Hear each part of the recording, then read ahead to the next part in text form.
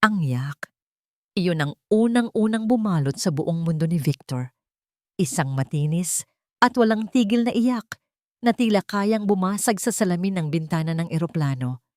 Galing ito sa pinakamahalagang tao sa buhay niya, ang kanyang ilang buwang anak na si Leah. Pero para sa ibang pasahero, ang iyak na yon ay isang ingay, isang perwisyo. Naramdaman ni Victor ang pag-init ng kanyang mga tainga. Alam niyang lahat ng mata ay nasa kanila.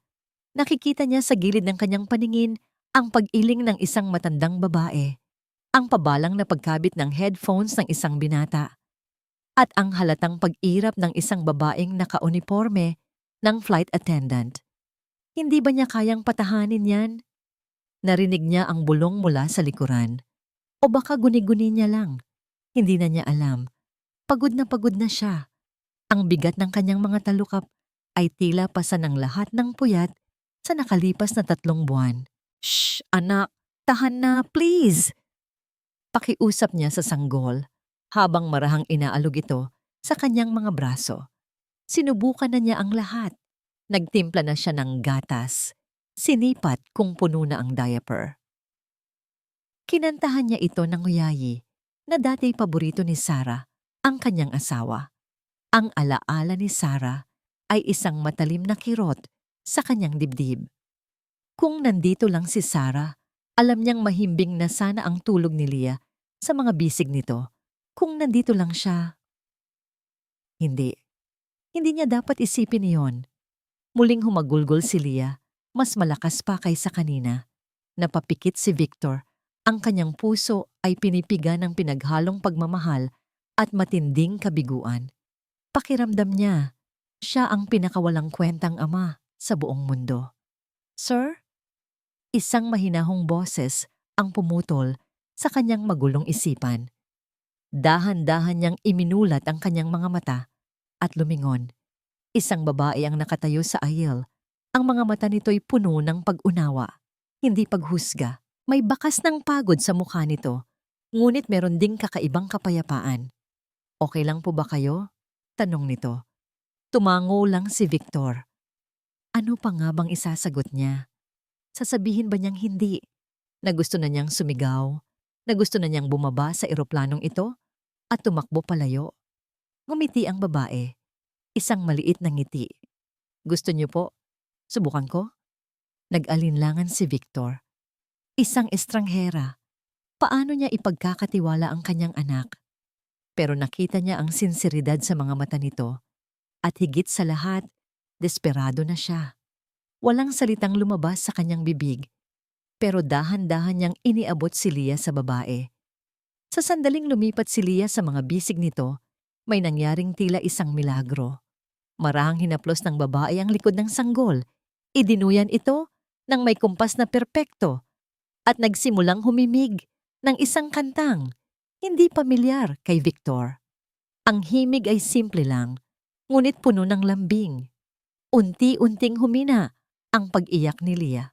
Mula sa malakas na hagulgol, ito'y naging hikbi hanggang sa mga sinok na lang ang natira. At pagkatapos, wala na, katahimikan. Isang nakabibinging katahimikan ang pumalit sa eroplano. Napatingin si Victor sa paligid. Ang mga pasaherong kanina'y nakasimangot ay nakatingin ngayon sa kanila. Ang kanilang mga mukha ay nagpapahayag ng pagkamangha at ginhawa. Ibinalik niya ang tingin sa babae. Nakapikit na si Leah sa balikat nito. Ang munting dibdib ay marahang tumataas baba. Paano? Halos pabulong na tanong ni Victor. Minsan, kailangan lang nila ng ibang yakap. Sagot ng babae. Ang boses ay mahina pa rin. Ako nga po pala si Grace. Victor. Pagkatapos ng ilang sandali, maingat na ibinalik ni Grace si Leah sa mga bisig ni Victor. Nagising ang diwa ni Victor nang maramdaman niya ang init ng balat ng babae nang magdikit ang kanilang mga kamay. Hanggang sa paglapag ng eroplano, tahimik lang sila. Isang komportableng katahimikan. Nang kunin na nila ang kani-kanilang mga bagahe, muli silang nagtama ng paningin. Salamat ulit, Grace, sabi ni Victor. Buong puso ang pasasalamat. Walang anuman, Victor. Ingatan mo siya. Ngumiti ito bago tuluyang tumalikod at naglakad palayo na wala sa karamihan ng mga tao. Habang karga-karga ang mahimbing ng natutulog na si Leah, nakaramdam si Victor ng isang maliit na sinag ng pag-asa sa kanyang pagod na puso. Pagdating niya sa kanyang tahimik at walang buhay na bahay, maingat niyang inihiga si Leah sa kuna. Pinagmasdan niya ang anghel na mukha ng kanyang anak. Sa wakas, kapayapaan.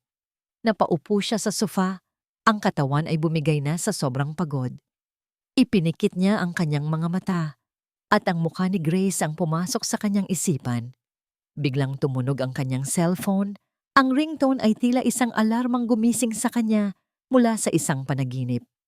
Kinapa niya ito sa kanyang bulsa at sinagot ng hindi tinitingnan ang screen. "Hello? Nakauwi na kayo?" Ang boses sa kabilang linya ay malamig at matigas. Kilalang kilala niya ito. Si Imelda, ang kanyang biyenan. Napaayos ng upo si Victor. "Opo, Mama. Kararating lang namin." Narinig niya ang pagbuntong hininga sa kabilang linya. Isang tunog na sanay na siya. Isang tunog ng pagkadismaya. Umiyak na naman siya sa buong biyahe, no? Hindi ito isang tanong. Ito ay isang pahayag, isang akusasyon. "Sinabi ko na sa'yo, hindi mo siya kayang alagaan mag-isa." Pagpasok ni Grace sa kanyang apartment, ang bumungad sa kanya ay ang katahimikan. Isang katahimikang kabaligtaran ng ingay sa eroplano kanina. Doon, may iyak ng sanggol, may bulungan ng mga tao, may ugong ng makina.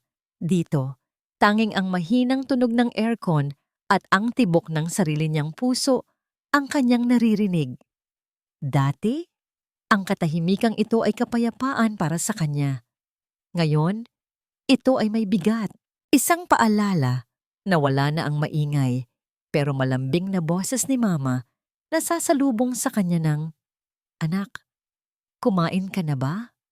Idinapo niya ang kanyang tingin sa maliit na mesa sa sala. Nandoon pa rin ang knitting project ni Mama na hindi nito natapos. Ang sinulid na kulay rosas ay nakalaylay pa sa mga karayom. Para bang naghihintay lang na may magpatuloy. Isang butil ng luha ang pumatak mula sa kanyang mata. Agad niya itong pinunasan. Napaupo siya sa sofa, niyakap ang sariling mga tuhod. Ang isipan niya ay lumipad pabalik sa eroplano. Si Victor. Naaalala niya ang desperasyon sa mga mata nito. Hindi pagod ng isang taong kulang sa tulog, kundi pagod ng isang kaluluwang pasan ang isang mundong hindi niya alam kung paano bubuhatin. Naramdaman niya iyon. Ang pakiramdam na mag-isa ka laban sa lahat. Naalala niya ang lambot ng balat ni Leah, ang init ng munting katawan nito sa kanyang mga bisig. Isang pamilyar na pakiramdam. Isang pakiramdam na matagal na niyang hindi naramdaman at pilit na iwinawaksi. May kung anong nagudyok sa kanya na kunin ang kanyang cellphone. Nag-login siya sa social media. Hinanap niya ang pangalan, Victor Reyes. Maraming lumabas, pero isa lang ang may profile picture na karga, ang isang bagong silang na sanggol. Nag-aalangan man, pinindot niya ito, ang kanyang bumungad ay mga larawan ng isang masayang pamilya. Si Victor, kasama ang isang magandang babae na may maningning na ngiti, si Sarah. Iyon siguro ang pangalan ng asawa niya. Magkahawak kamay sila sa beach, magkayakap sa harap ng isang Christmas tree, at sa isang larawan, nakahawak si Victor sa malaking tiyan ni Sarah. Ang kanilang mga muka ay puno ng pag-asa. Nakaramdam si Grace ng kirot, isang kirot ng panghihinayang para sa kanila, para kay Victor. Nag-scroll pa siya pababa, at doon, nakita niya ang mga bagong litrato. Si Victor na mag-isa, karga si Leah. Ang ngiti sa kanyang mga labi ay naroon pa, ngunit hindi na ito umaabot sa kanyang mga mata. Isang ngiti ang sumilay sa labi ni Grace nang makita ang isang video ni Leah na humihikab. Napaka-cute, pero kasabay ng mumunting tuwa ay ang pagdalaw ng isang madilim na anino mula sa nakaraan. Bigla, ang nasa isip niya ay hindi na si Victor, kundi si Marco. Ang mga ngiti, ang mga yakap. Ganoon din sila dati, ganoon din kasaya. bago unti-unting lumabas ang tunay nitong kulay. Saan ka na naman galing? Bakit ngayon ka lang? Huwag mo akong tatalikuran pag kinakausap kita. Naramdaman niya ang multo ng isang mahigpit na pagkakahawak sa kanyang braso. Napailing siya. Pilit na iwinawaksi ang alaala. Napatingin siyang muli sa screen ng kanyang cellphone kay Victor at kay Leah. Isang bahagi niya ang gustong magpadala ng message. Isang simpleng, "Kamusta na kayo?" Isang simpleng paalala na may nakakaintindi sa kanya. Ngunit ang takot ay mas malakas. Ang pakikialam ay nangangahulugang paglapit. Ang paglapit ay maaaring mauwi sa panibagong sakit. Mabilis niyang isinara ang application. Ibinaba niya ang cellphone sa mesa na para bang napapaso. Mas mabuti na ito. Mas ligtas ang distansya. Ang pagtulong niya kanina ay isang saglit na kahinaan lang. Isang sandali ng pakikipagkapwa-tao.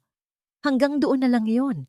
Tumayo siya at nagtungo sa kusina para uminom ng tubig, pilit na pinapakalma ang sarili.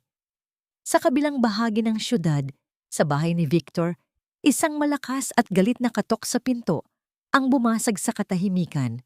Nagulat si Victor at nagmamadaling lumapit sa pinto. Pagbukas niya, natigilan siya. Nakatayo doon si Imelda. Ang kanyang mukha ay kasing tigas ng bato. Sa magkabilang gilid niya ay dalawang malalaking maleta. Walang anumang pagbati, walang hello o kamusta. Tinitigan lang siya nito mula ulo hanggang paa at pagkatapos ay idineklara ang kanyang hatol. Dito na ako titira. Hindi nakapagsalita si Victor. Kailangan ng apo ko ng maayos na pag-aalaga. Hindi nakakibo si Victor.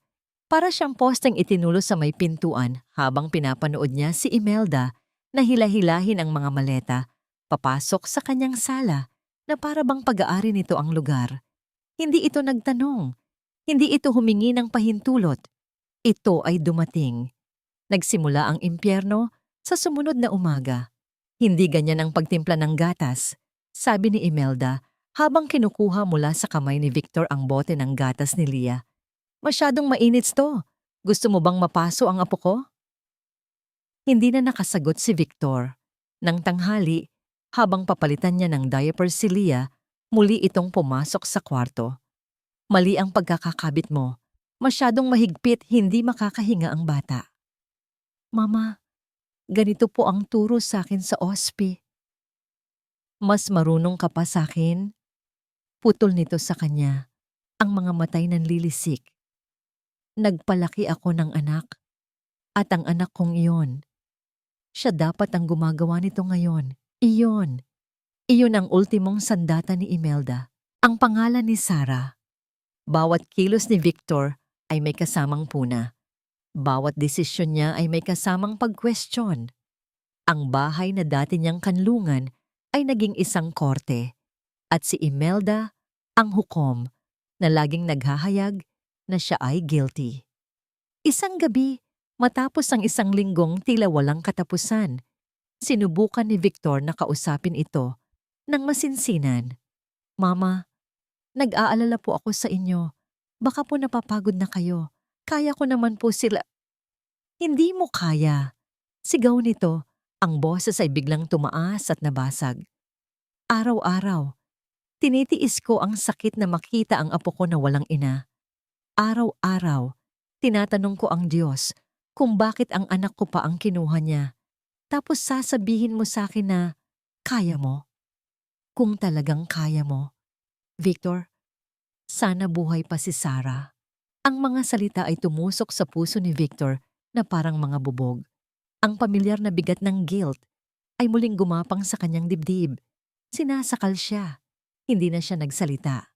Tumalikod siya. Kinuha ang susi ng kotse at lumabas ng bahay. Kailangan niya ng hangin. Kailangan niyang makatakas. Habang nagmamaneho ng walang patutunguhan, ang mukha ni Grace ang pumasok sa kanyang isipan. Ang babae sa eroplano. Ang babaeng nagbigay sa kanya ng ilang saglit na kapayapaan. Sa isang iglap ng desperasyon at tapang, kinuha niya ang kanyang cellphone, hinanap ang pangalan nito sa social media at nagpadala ng mensahe. Grace, Si Victor to, sa eroplano. Pwede ba tayong mag-usap? Hindi niya inaasahan na sasagot ito kaagad. Pero pagkatapos lang ng ilang minuto, tumunog ang kanyang telepono. Sige, saan? Nagkita sila sa isang maliit na coffee shop na halos walang tao. Sa ilalim ng malamyos na ilaw, sa unang pagkakataon, nakita ni Victor si Grace nang walang stress ng isang biyahe. Simple lang ang ayos nito, ngunit may kakaibang ganda sa kanyang katahimikan. Pasensya na sa abala, panimula ni Victor. Okay lang. Kamusta si Leah? Tulog. Iniwan ko muna sa biyanan ko. At doon na nagsimula. Ikinuwento ni Victor ang lahat. Ang pagdating ni Imelda, ang mga puna, ang mga masasakit na salita, ang pakiramdam na para siyang isang estranghero sa sarili niyang pamamahay. Habang siya'y nagsasalita, para siyang isang lobo na unti-unting nawawalan ng hangin. Ang lahat ng bigat na kinikimkim niya ay dahan-dahang lumalabas. Si Grace ay nakinig lang. Hindi ito sumingit. Hinayaan lang siya nitong ilabas ang lahat. Nang matapos si Victor, katahimikan ang namayani sa kanilang mesa. Inaasahan ni Victor ang awa, pero ang nakita niya sa mga mata ni Grace ay pag-unawa. May karapatan kang mapagod, Victor. Sabi nito sa wakas. Ang boses ay mahinahon. At may karapatan kang maging ama sa paraang alam mo. Pero paano? Mahal niya si Leah, alam ko. Pero sinisisi niya ako sa nangyari kay Sarah. Siguro, sabi ni Grace, hindi ikaw ang sinisisi niya. Baka sinisisi niya ang mundo. At sa ngayon, ikaw ang mundo na pinakamalapit sa kanya. Biglang gumaan ang pakiramdam ni Victor. Sa simpleng mga salitang iyon, naramdaman niyang may isang taong nakakita sa kanya. Hindi bilang isang palpak na ama, hindi bilang isang biyudo, kundi bilang isang taong nasasaktan din. Nag-usap pa sila. Nagbigay si Grace ng mga payo. Mga simpleng bagay, tulad ng pagtatakda ng malinaw na usapan kay Imelda o paglalaan ng oras para sa sarili kahit ilang minuto lang. Mga payo na praktikal, pero dahil galing kay Grace, parang mga maliliit na susi na magbubukas ng mga kandado sa isip niya. Nang gabing iyon, umuwi si Victor na may bagong determinasyon. Kakausapin niya si Imelda, hindi para makipag-away, kundi para magkaunawaan. Pagbukas niya ng pinto, ang sumalubong sa kanya ay katahimikan. Nakapatay ang ilaw sa sala. Sumilip siya sa kwarto ni Leah. Mahimbing itong natutulog sa kuna. Pumasok siya sa guest room, walang Imelda. Nakahinga siya ng maluwag. Siguro'y umuwi na ito sa sarili nitong bahay. Siguro'y bukas na sila mag-uusap. Pumunta siya sa kusina para uminom ng tubig. At doon, sa ibabaw ng mesa nakita niya ito. Isang malaking brown envelope. Nakasulat ang kanyang buong pangalan. Mula sa isang law firm. Kinakabahan, binuksan niya ito. Hinugot niya ang makakapal na papel sa loob. Binasa niya ang mga unang salita. Republic of the Philippines Regional Trial Court in the matter of the custody of the minor, Leah Sara Reyes. Petitioner, Imelda Vida de Castro. Respondent, Victor Reyes. Nabitawan niya ang mga papel. Ang mga ito'y nagkalat sa sahig. Ang mga tuhod niya'y nanghina at napasalampak siya sa upuan. Hindi lang pala ito simpleng pakikialam. Hindi lang ito simpleng paninisi. Si Imelda ay hindi umuwi. Ito ay nagdeklara ng giyera at ang pinakamamahal niyang anak na si Leah ang tropeyo. Nang gabing iyon, ang telepono ni Grace ang naging linya ng buhay para kay Victor. Ang boses nito sa kabilang linya ay basag at puno ng hindi maipaliwanag na takot. Halos hindi maintindihan ni Grace ang mga unang sinabi nito, pero narinig niya ang mga susing salita. Kaso? Abogado? Kukunin niya si Leah. Walang pag-aalinlangan sa boses ni Grace. Nasaan ka? Manatili ka dyan. Pupuntahan kita. At iyon ang naging simula ng kanilang bagong ugnayan. Si Grace ay naging higit pa sa isang estranghera mula sa eroplano. Siya ay naging kanlungan ni Victor sa gitna ng unos. Kinabukasan, habang si Victor ay tila isang zombie na gumagalaw sa sarili niyang bahay. Si Grace naman ay abala sa kanyang laptop. Hindi siya abogado, ngunit ginugol niya ang buong magdamag sa pagbabasa. Mga artikulo tungkol sa family code, mga forum ng mga single parents na nakikipaglaban para sa custody, mga listahan ng mga pro bono lawyers. Ang screen ng kanyang laptop ay puno ng mga salitang dati banyaga sa kanya. Parental authority, best interest of the child, sole custody. Habang nagbabasa, hindi niya maiwasang isipin si Victor at ang munting si Leah. Isang galit ang nagsimulang umusbong sa kanyang dibdib. Galit para kay Imelda. Paano nagagawa ng isang lola na ipagkait sa sarili niyang apo ang sarili nitong ama? Higit sa lahat, naramdaman niya ang isang matinding pangangailangan na protektahan silang dalawa. Sa mga sumunod na araw, si Grace, na ang naging tagapag-ayos ng lahat, siya ang tumawag sa mga law firm. Siya ang nag-set ng mga appointment. Kapag kailangang umalis ni Victor para makipag-usap sa abogado, siya ang naiiwan para mag-alaga kay Leah. Isang gabi, pagod na dumating si Victor sa apartment ni Grace matapos ang isang mahabang araw ng paghahanda ng mga dokumento. Dala niya si Leah. Pasensya na. Dito na muna kami. Ayokong iwan si Leah sa bahay kasama ng katulong, sabi ni Victor. Halatang iniiwasan ang pangalan ng kanyang biyenan. Okay lang, Victor. Magpahinga ka muna, sagot ni Grace. Kinuha mula sa mga bisig nito ang natutulog na sanggol. Dinala niya si Leah sa kanyang kwarto at maingat na inihiga sa gitna ng kama. Nilagyan ng mga unan ang magkabilang gilid. Pagbalik niya sa sala, nakita niya si Victor na nakaupo sa sofa, nakasandal ang ulo at tuluyan ng nakatulog sa sobrang pagod. Napangiti si Grace. Kumuha siya ng isang kumot mula sa kanyang aparador at dahan-dahang ikinumot ito kay Victor. Sandali siyang tumayo roon, pinagmamasdan ang tahimik na mukha nito. Wala na ang desperasyon na una niyang nakita sa eroplano. Napalitan iyon ng determinasyon, pero naroon pa rin ang bakas ng matinding pagod at lungkot.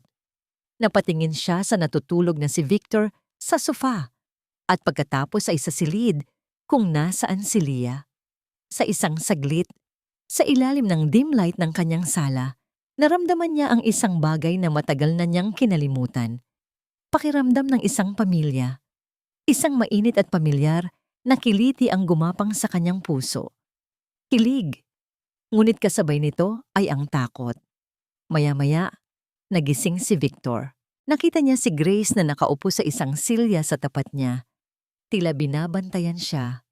Grace, sabi niya, ang boses ay paos. Sorry, nakatulog ako. Kailangan mo yan. Nagkatitigan sila. Sa katahimikan ng gabi, tanging ang tunog ng aircon ang maririnig. Salamat, sabi ni Victor. Ang mga mata ay seryoso. Salamat sa lahat. Hindi ko alam kung anong gagawin ko kung wala ka. Hinawakan ni Victor ang kamay ni Grace na nakapatong sa sofa. Ang init ng palad nito ay tila kuryenteng dumaloy sa buong katawan ni Grace. Ang puso niya'y biglang kumabog ng mas mabilis. Ang simpleng pagdampi ng kanilang mga balat ay may dalang mensahe na hindi kayang sabihin ng mga salita. Hindi niya binawi ang kanyang kamay. Hinayaan lang niya itong manatili sa pagkakahawak ni Victor. Sa sandaling iyon, alam nilang dalawa na may nagbago na. Nang gabing iyon, pagka-uwi ni Victor, hindi mapakali si Grace. Ang pakiramdam ng kamay ni Victor ay nanatili sa kanyang balat. Ang init, ang kilig, ang pag-asa. Lahat ay naroon. Ngunit sa likod ng lahat ng iyon, may isang aninong nagbabantay. Ang anino ni Marco. Natulog si Grace na gulong-gulo ang isip. At sa kanyang panaginip, bumalik ang anino. Isang mahigpit na hawak sa braso. Isang sigaw na malapit sa kanyang tainga. Ang tunog ng nabasag na salamin. Takbo, Grace. Takbo. Nagising siyang humihingal. Ang dibdib ay sumisikip. Ang pawis ay namumuo sa kanyang noo. Napaupo siya sa kama. Niyakap ang sarili. Paano kung malaman ito ni Imelda? Paano kung gamitin nito ang nakaraan niya laban kay Victor? Paano kung ang tulong na ibinibigay niya ngayon ay siya pa palang magiging dahilan para tuluyang mawala si Leah kay Victor? Hindi. Hindi niya hahayaang mangyari iyon. Biglang nag-vibrate ang kanyang cellphone sa bedside table. Kinuha niya ito, iniisip na baka si Victor lang. Ngunit ang mensahe ay galing sa isang numerong hindi rehistrado. Binuksan niya ito. 2 salita lang ang nakasulat. 2 salitang nagpatigil sa pagtibok ng kanyang puso at nagpalamig sa buong niyang katawan. Nahanap na kita. May nagbago kay Grace. Iyon ang unang napansin ni Victor. Ang init sa pagitan nila noong gabing iyon sa apartment nito ay tila biglang pinalitan ng isang malamig na pader. Sa mga tawag sa telepono, ang boses ni Grace ay laging tila nagmamadali. Ang mga sagot niya ay naging maikli at kulang sa dating sigla. May problema ba? Tanong ni Victor isang araw habang kausap ito sa telepono. Wala. Mabilis na sagot nito. Medyo busy lang sa trabaho. Pero hindi naniniwala si Victor. Nagkita sila makalipas ang 2 araw sa labas ng law office. Si Victor ang nagpumilit. Habang naglalakad sila papunta sa parking lot, naramdaman niya ang distansya. Hindi na ito tumitingin ng diretso sa kanyang mga mata. Ang mga ngiti nito ay pilit at hindi umaabot sa pisngi. Grace, sabihin mo sa akin ang totoo, sabi ni Victor. Huminto siya sa paglalakad at marahang hinawakan ito sa braso. Anong nangyari? May nagawa ba akong mali? Nag-iwas ito ng tingin. Wala, Victor. Pagod lang siguro ako. Itong kaso mo, nakaka-stress din. Alam ni Victor na hindi iyon ang buong katotohanan. Mayroon pa. Isang bagay na hindi nito masabi. Isang bagay na tila kinatatakutan nito. Pero hindi na niya ito pinilit pa. Sa isang madilim na sulok ng isang luma at maingay na karinderya sa kabilang bahagi ng Maynila, umupo si Imelda kaharap, ang isang lalaking hindi mo na naising makasalubong sa isang eskinita. Payat ito, may manipis na bigote, at ang mga mata ay tila laging nagmamasid. Inilapag ni Imelda ang isang brown envelope sa ibabaw ng maruming mesa. Nandyan ang pangalan at litrato niya. Grace Sandoval. Sumimsim ng kape ang lalaki, hindi inaalis ang tingin kay Imelda. Siya ay isang private investigator na inirekomenda ng kanyang abogado. Ano ang gusto niyong malaman, ma'am? Tanong ng lalaki. Tumingin si Imelda sa labas ng bintana. Ang kanyang muka ay walang emosyon. Gusto kong hanapin mo ang lahat ng baho niya, lahat ng sikreto, kahit ano na pwedeng sumira sa kanya sa korte. Gusto kong patunayan na siya ay isang masamang impluwensya sa apo ko. Tumango ang lalaki at kinuha ang envelope. Masusunod po. Sa mga sumunod na araw, isang anino ang laging nakabuntot kay Grace. Hindi niya ito alam. Ngunit bawat kilos niya ay naidodokumento. Isang litrato niya na naglalakad, lilingon-lingon na, para bang may hinahanap. Isang litrato niya na halos mapatalon nang biglang tumunog ang busina ng sasakyan. Isang litrato niya na nakatitig sa kanyang cellphone. Ang mukha ay puno ng bakas ng pagkabalisa. Para sa investigador, ang mga ito ay hindi lang basta litrato. Ang mga ito ay piraso ng isang puzzle. Ang babaeng ito ay hindi lang malihim. Siya ay takot. Sa kanyang bahay, hindi mapakali si Victor. Paulit-ulit na tumatakbo sa isip niya ang pag-iwas ni Grace. Ano ang tinatago nito? Bakit hindi nito masabi sa kanya? Ang tiwala na nagsisimula ng mabuo sa pagitan nila ay tila biglang nagkaroon ng lamat. Dumating ang Tio Arturo niya, ang kapatid ng kanyang ina. Dala-dala ang isang kaserola ng mainit na sinigang. Siya ang tanging kamag-anak ni Victor na palaging nasa panig niya. Mukha kang pinagsakloban ng langit at lupa, pamangkin. Bati ni Arturo, isang mabait na lalaki na may malaking tiyan at mas malaki pang puso. Ikinuwento ni Victor ang tungkol sa pagbabago ni Grace. Ang biglaang paglamig nito. Huminga ng malalim si Arturo at umupo sa tapat niya. Lahat tayo may mga multo sa nakaraan, Victor. Baka ang sa kanya ay nagpasya lang magpakita ulit. Pero Tio, paano ko siya tutulungan kung ayaw niyang magsalita? Tanong ni Victor. Ang boses ay puno ng pagkabigo. Minsan, ang pinakamalaking tulong ay ang pananatili lang sa tabi nila. Sagot ni Arturo. Kung ano man yan, kailangan niya ng isang kaibigan, hindi ng isang taga-usig. Bigyan mo siya ng oras at tiwala. Lalapit din yan sa'yo kapag handa na siya. Medyo gumaan ang loob ni Victor sa payo ng kanyang tiyuhin, ngunit ang pag-aalala ay naroon pa rin. Sa parehong sandaling iyon, ang cellphone ni Imelda ay tumunog. Numero ng investigador. Mabilis niya itong sinagot. Ma'am Imelda, may nakuha na ako. Ano yon? Tanong ni Imelda. Walang pasensya. May lalaki ba siya? May utang. Narinig niya ang isang mahinang pagtawa sa kabilang linya. Higit pa po dyan, ma'am. May dramatikong paghinto. Hindi lang po basta nakaraan ang meron siya. May demonyo po siyang tinatakbuhan at nakuha ko ang pangalan. Napaayos ng upo si Imelda. Ang puso niya'y biglang bumilis. Ito na. Ito na ang bala na tatapos sa lahat. Anong pangalan? Mariin niyang tanong. Marco. Ilang araw na ring tahimik ang cellphone ni Grace. Walang text mula sa hindi kilalang numero. Walang mga tawag na hindi niya sinasagot. Sa isang maliit na bahagi ng kanyang puso, umasa siyang baka isang malupit na biro lang ang lahat. O baka naman sa wakas ay sumuko na ito. Sinubukan niyang ibalik sa normal ang lahat. Naglinis siya ng apartment. Nagluto siya ng paborito niyang adobo. Pinilit niyang ibalik ang pakiramdam ng kapayapaan sa kanyang munting espasyo.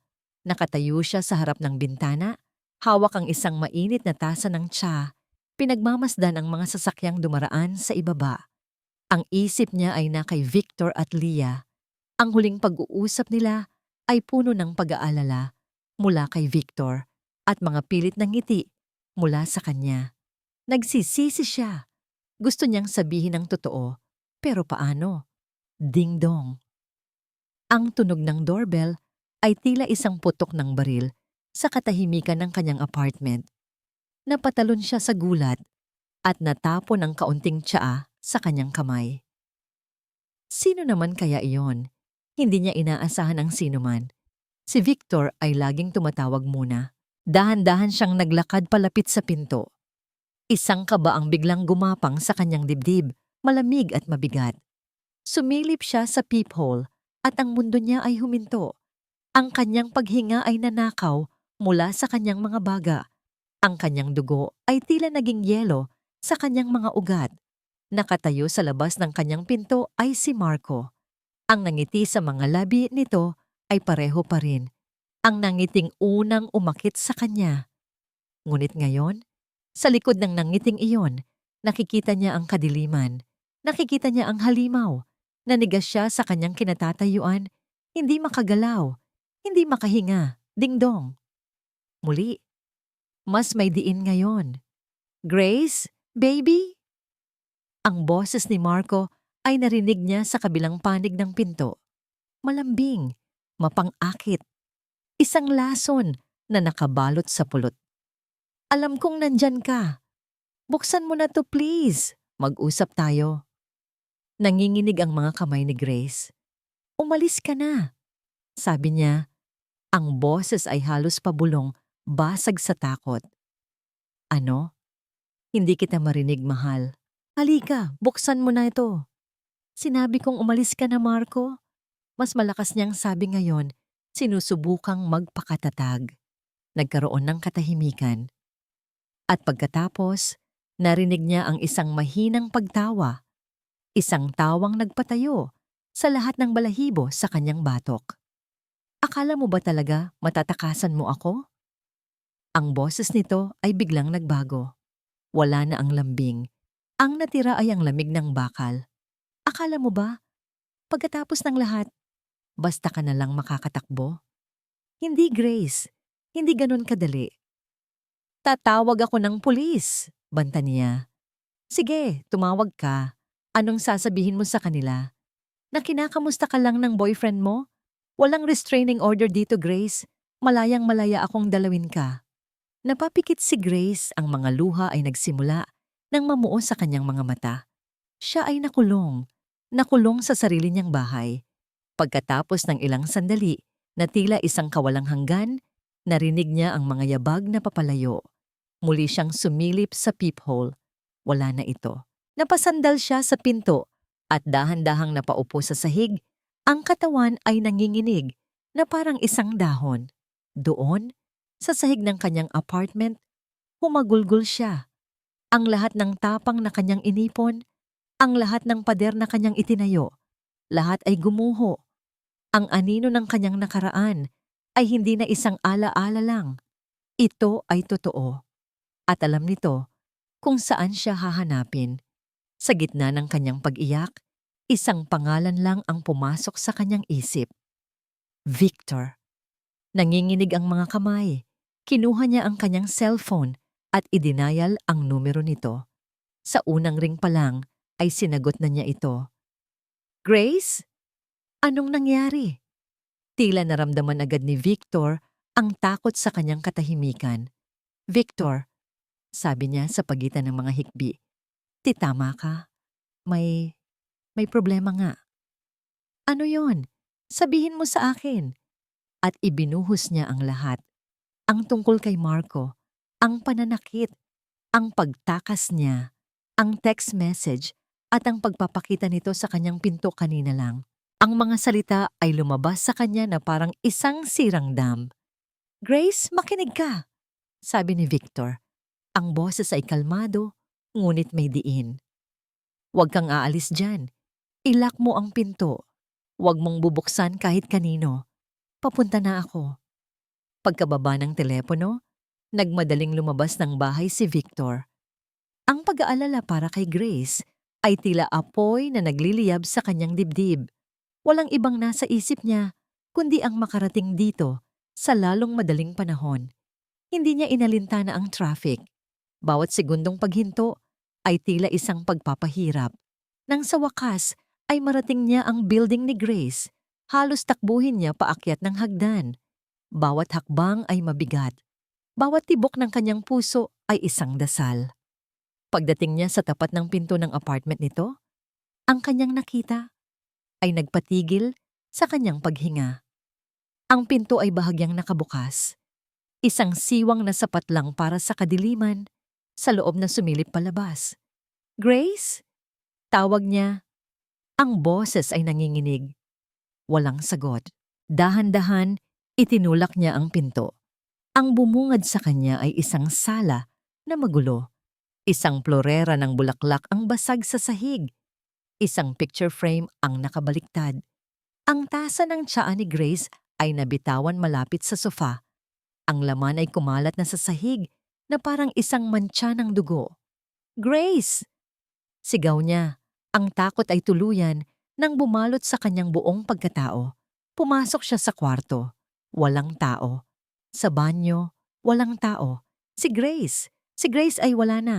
Nahanap niya si Grace. Nakatago ito sa loob ng walk-in closet ng kwarto. Nakasiksik sa pagitan ng mga damit. Ang mga kamay ay nakatakip sa kanyang bibig. Umiiyak ng walang tunog. Grace! Grace, nandito ako! Lumuhod si Victor sa harap ng closet at inabot ang kamay nito. Nang makita siya ni Grace, tila nakakita ito ng anghel. Agad itong yumakap sa kanya ng mahigpit. Ang pag-iyak nito ay naging isang walang tigil na hikbi sa balikat niya. Wala na siya, Victor. Wala na siya. Pero alam niya kung nasaan ako. Natatakot ako. Shh! Huminahon ka. Umalis na siya. Hinding-hindi ko hahayaang mapalapit siya sa'yo.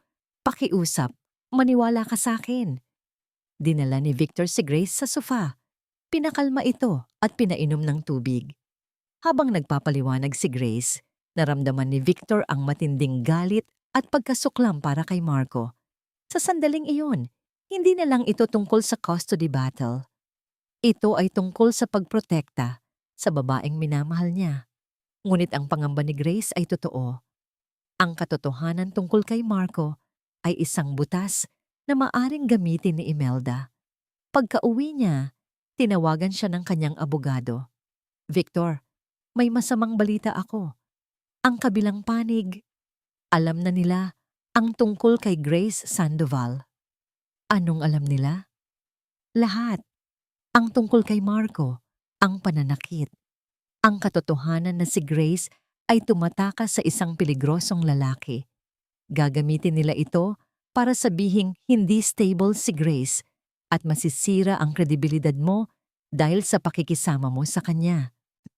Parang isang suntok sa kanyang tiyan ang naramdaman ni Victor. Alam niyang ito ang dahilan ng pag-iwas ni Grace. Sinubukan nitong protektahan siya. Hindi na siya nag-aksaya ng oras. Sumapit ang araw ng hearing. Sa loob ng silid ng hukuman, ang atmosfera ay mabigat at malamig. Si Victor ay nakaupo sa tabi ng kanyang abogado habang si Grace ay nasa likuran, sa gallery, katabi ni Tio Arturo. Ang mga mata nito ay nakatuon sa sahig. Nagsimula ang abogado ni Imelda sa kanilang paglalahad. Matapos ilatag ang mga ebidensya na si Victor ay masyadong abala sa trabaho at emotionally unstable mula sa pagkawala ni Sarah, ibinato nila ang kanilang pinakamalaking bomba. Your Honor, sabi ng abogado, ang boses ay matigas at may diin. Ang aming panig ay may ebidensya na ang respondent, Victor Reyes, ay kasalukuyang nakikipag-ugnayan sa isang individual na may mapanganib at marahas na kasaysayan. Ang individual na ito ay si Grace Sandoval. Tumingin si Imelda kay Grace at ngumiti ng mapait, isang ngiti ng tagumpay at kawalang awa.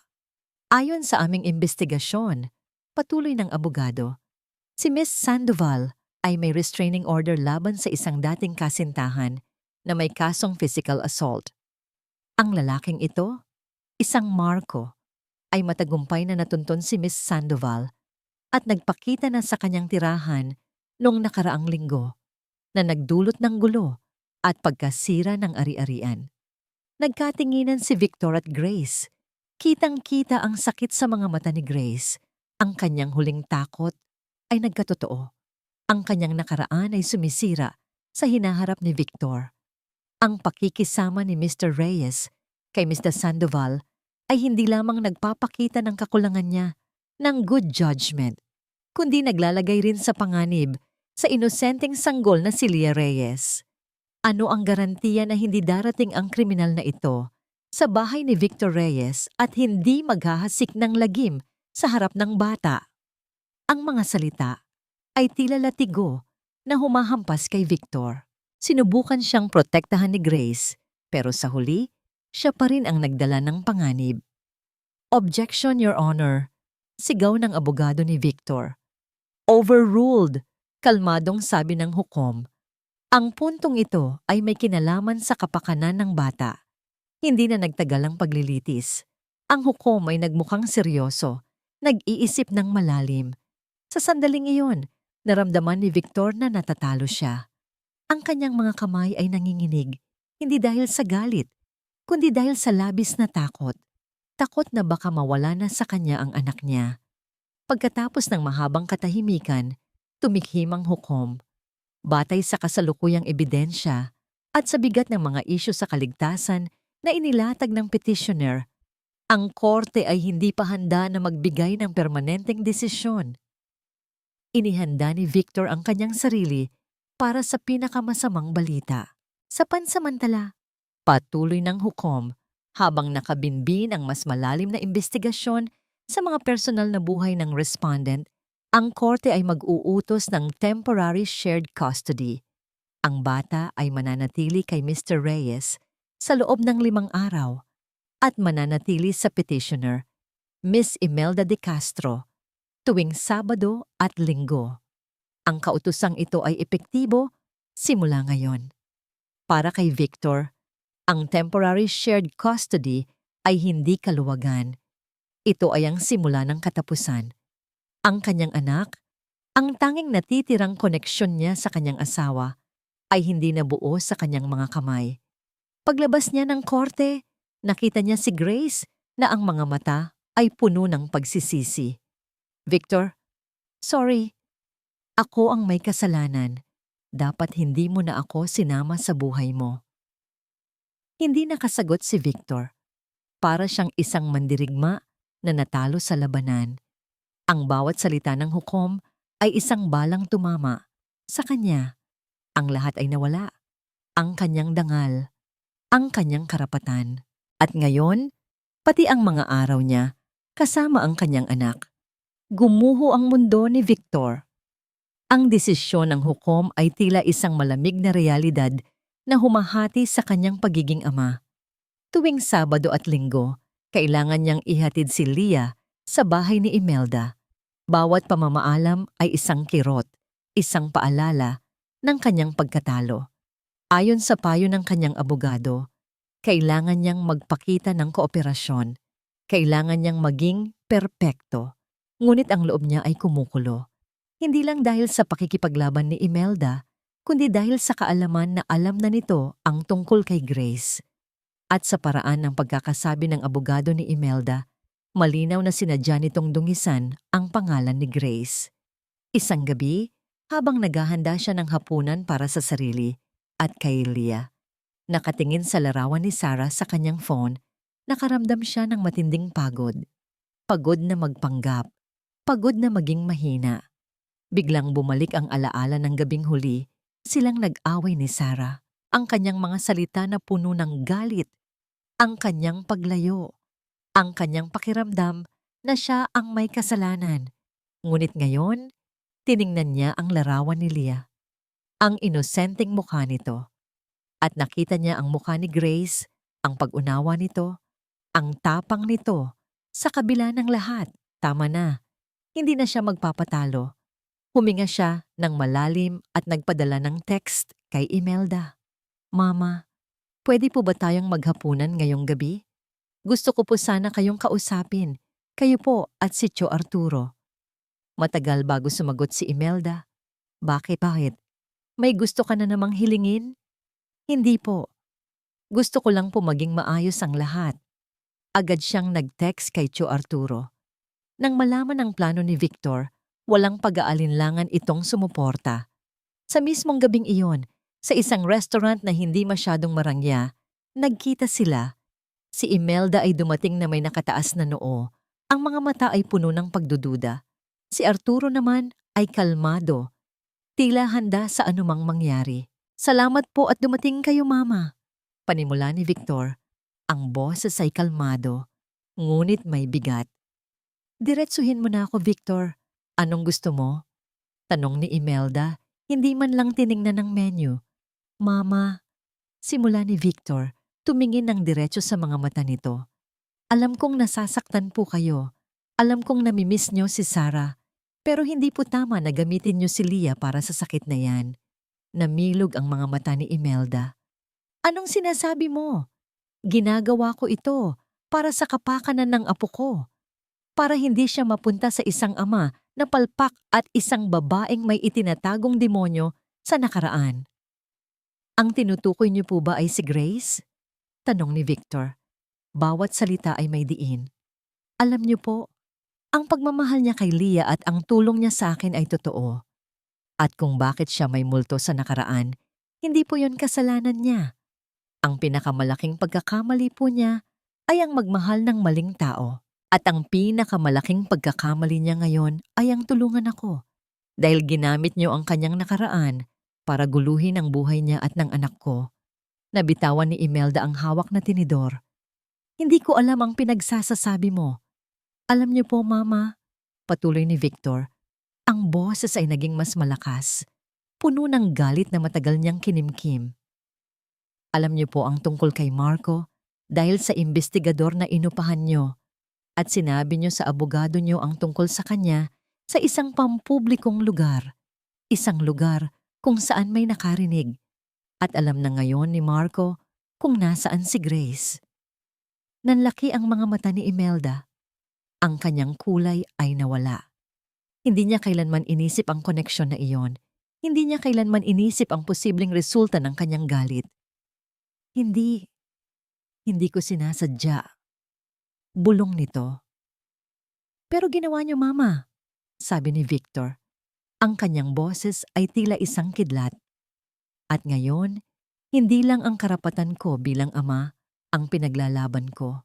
Ang pinaglalaban ko ay ang kaligtasan ng babaeng mahal ko at ang kapayapaan ng sarili kong pamilya. Biglang tumunog ang kanyang cellphone. Isang text message galing kay Grace.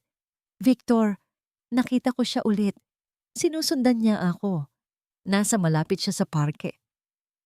Natatakot ako. Parang bombang sumabog ang galit sa dibdib ni Victor. Tumayo siya, walang pakialam sa gulat na mukha ni Imelda at Arturo. Kailangan ko nang umalis, sabi niya. Si Grace ay nasa panganib dahil sa inyo, Mama. Nagtakbo si Victor palabas ng restaurant, ang puso ay kumakabog ng malakas. Narating niya ang parke. Madilim na. Iilan na lang ang tao. Grace! Grace, nasaan ka?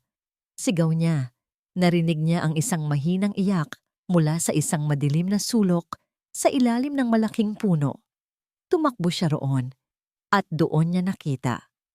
Si Marco ay hawak si Grace sa braso. Hinihila ito papalapit sa isang nakaparadang van. Ang mukha ni Grace ay puno ng luha at takot. Bitawan mo siya! Sigaw ni Victor, puno ng galit. Napalingon si Marco. Isang nangiti ang gumuhit sa kanyang mga labi. Well, look who's here. Ang bagong tagapagtanggol ni Grace. Akala mo ba, Victor? Mapipigilan mo ako? Bitawan mo siya, Marco, kung ayaw mong masaktan. Naglabas ng maliit na kutsilyo si Marco mula sa kanyang bulsa. Gusto mong subukan? Sige, tingnan natin kung gaano mo siya kamahal. Isinandal ni Marco si Grace sa van at hinarap si Victor. Hindi na nag-isip si Victor. Ang nakita niya lang ay ang takot sa mga mata ni Grace. Ang nakita niya lang ay ang halimaw na sumisira sa kanilang buhay. Sumugod siya. Nagkaroon ng mabilis na sagupaan. Suntok dito, sipa doon. Si Victor ay mas malaki, ngunit si Marco ay mas mabilis at mas sanay sa laban. Tinamaan si Victor sa mukha. Dumugo ang labi niya, ngunit hindi siya sumuko. Victor, huwag! Sigaw ni Grace, sinusubukang makawala sa pagkakasandal. Sa isang pagkakataon, nagawa ni Victor na sikuhin si Marco sa tiyan. Napahiyaw sa sakit si Marco at napabitaw kay Grace. Agad na niyakap ni Victor si Grace, tinakpan ito. Ngunit bago pa sila makatakbo, bumalik si Marco. Tinusok ni Marco ang braso ni Victor. Napaungol si Victor, ngunit mahigpit pa rin niyang niyakap si Grace. Hindi siya bibitaw. Sa mga sandaling iyon, parang isang mabagal na pelikula ang lahat. At bigla, may narinig silang mga yabag. Marco, bitawan mo sila. Si Tio Arturo. Humahangos itong papalapit, dala ang isang kahoy na stick. Sa likuran niya, may mga taong sumisigaw. Pulis! Tumawag ng pulis! Nagulat si Marco. Hindi niya inaasahan ang sinuman. Sinamantala ni Victor ang pagkagulat ni Marco. Sa huling lakas, tinulak niya ito ng malakas. Natumba si Marco. Bago pa ito makabangon, dumating na ang mga pulis. May tumawag sa kanila. Agad na nilapitan ng mga pulis si Marco, na ngayon ay desperadong sumusubok makatakas. Niyakap ni Victor si Grace ng mahigpit. Nanginginig silang dalawa. Ang dugo ay umaagos mula sa kanyang braso. Sa di kalayuan, sa anino ng isang puno, nakatayo si Imelda. Kasunod niya si Arturo. Nakita niya ang lahat. Ang kanyang mukha ay putlang-putla. Nakita niya ang takot sa mga mata ni Grace. Nakita niya ang dugo ni Victor. At sa wakas, nakita niya ang halimaw na kanyang pinalaya. Niyakap ni Victor si Grace ang sakomombo bamagpambo. Burn. Ang sakit mula sa sugat sa kanyang braso ay baliwala kumpara sa ginhawa na nararamdaman niya sa pagkakasama nito. Hinaguod niya ang buhok nito. Pilit na pinapakalma ang nanginginig nitong katawan. Dumating ang mga pulis, inaresto si Marco, na ngayon ay galit na nagpupumiglas. Ngunit huli na ang lahat para sa kanya. Ang hustisya ay sa wakas ay makakamtan. Nilapitan ni Tio Arturo si Victor, ang kanyang mukha ay puno ng pag-aalala. Victor, ayos ka lang ba? Ang braso mo. Ayos lang po ako, Tio. Si Grace po ang mahalaga. Sa di kalayuan, sa anino pa rin ng mga puno, nakita ni Victor si Imelda. Nakatayo ito roon. Ang mga mata ay nakatuon sa kanila. Puno ng gulat, takot, at isang emosyon na hindi niya kailanman nakita sa mukha nito, pagsisisi. Lumapit si Imelda sa kanila, dahan-dahan, na para bang bawat hakbang ay isang pasanin. Pagdating niya sa harapan nila, hindi niya kayang tingnan ng diretso si Victor. Ang kanyang mga mata ay nakayuko. Victor, Grace, halos pabulong na sabi nito, basag ang boses. Ako ang may kasalanan. Ako ang naglagay sa inyo sa panganib. Hindi ko sinasadya. Hindi ko alam na mangyayari ito. Sa unang pagkakataon, nakita ni Victor ang totoong Imelda, hindi ang matigas na biyenan, kundi ang isang ina na nawalan, na sa sobrang sakit ay nagkamali ng paraan ng pagpapahayag ng pagmamahal. Dinala si Victor sa ospital para gamutin ang kanyang sugat. Habang nasa emergency room, kasama niya si Grace at Tio Arturo. Pagkatapos ng ilang oras, dinalaw sila ni Imelda. Ngayon, iba na ang kanyang tindig. Humingi siya ng paumanhin, ng paulit-ulit kay Grace. Patawarin mo ako, anak, sabi ni Imelda. Humawak sa kamay ni Grace. Bulag ako sa galit at sakit. Akala ko, pinoprotektahan ko lang ang apo ko. Pero sa huli, ako pa pala ang naglagay sa inyo sa panganib. Sa mga sandaling iyon, pinatawad ni Grace si Imelda. Nakita niya ang sinseridad sa mga mata nito. Lumipas ang mga linggo. Ang kaso ni Victor ay muling binuksan. Sa pagkakataong ito, tumestigo si Grace. Ikinuwento niya ang lahat, mula sa simula ng kanyang relasyon kay Marco hanggang sa pagpapakita nito sa kanyang pinto. Ang kanyang pahayag ay nagbigay linaw sa lahat ng pagdududa. At sa isang napakagulat na hakbang, kusang inurong ni Imelda ang kanyang petisyon para sa custody. Sa harap ng hukom, sinabi niya na nakita niya ang pagmamahal at dedikasyon ni Victor kay Leah at ang kabutihan ni Grace. Ang apo ko po, sabi ni Imelda. Ang boses ay matatatag ngayon. Ay mayroon ng isang ama na handang ipaglaban siya at mayroon na rin siyang isang ina na nagmamahal sa kanya. Ang kailangan niya ngayon ay kapayapaan. Ang araw na yon ang naging simula ng paghilom. Si Victor at Grace ay nagsimula ng bagong buhay. Lumipat si Grace sa isang mas malaking apartment malayo sa mga alaala ng nakaraan. Si Victor, kasama si Leah, ay unti-unting lumipat dito. Hindi na sila nagtatago. Ang pag-ibig nila ay malaya at buo. Isang hapon, habang naglalaro sila sa parke, si Leah ay masayang nakaupo sa swing. Si Victor ay marahang tinutulak ito. Si Grace naman ay nakaupo sa bench, pinagmamasdan silang dalawa. Ngayon, ang ngiti sa mukha ni Victor ay umaabot na sa kanyang mga mata. Ang pagod ay napalitan ng saya. Ang bakas ng nakaraan ay natakpan na ng pag-asa. Dahan-dahang lumapit si Victor kay Grace, kinuha ang kamay nito. Grace, sabi niya, ang kanyang mga mata ay puno ng pagmamahal at pasasalamat. Salamat sa lahat. Salamat at hindi mo ako iniwan. Salamat at tinuruan mo akong magmahal ulit. Kinuha niya mula sa bulsa ang isang maliit na singsing. Hindi ito mamahalin, ngunit ang bato ay kumikinang sa sikat ng araw. Lumuhod si Victor. Gracie Sandoval, bibigyan mo ba ako ng pagkakataon na maging isang buong pamilya tayo? Mamahalin kita at mamahalin natin si Leah hanggang sa huling hininga ko. Namilog ang mga mata ni Grace. Ang kanyang puso ay kumabog ng napakabilis. Ang luha ng kaligayahan ay dahan-dahang bumaba sa kanyang pisngi.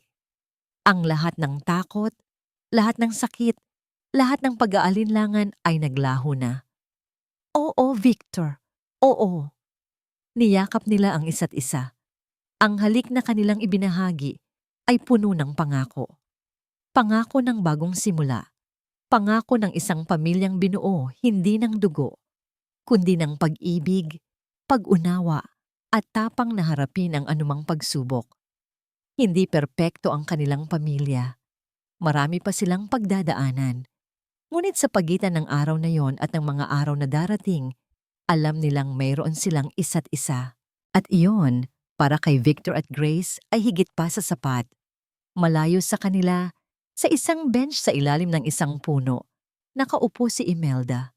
Nakangiti siya. Isang tunay na ngiti. Walang kapaitan. Walang paghuhusga. Hindi na niya kinakailangan pang kontrolin ang lahat. Dahil sa wakas, nakita niya. Ang apo niya ay masaya at ang kanyang puso ay nagsisimula na ring gumaling. Isang bagong kabanata ang nagsimula para sa kanilang lahat. Isang pamilya na binuo ng puso.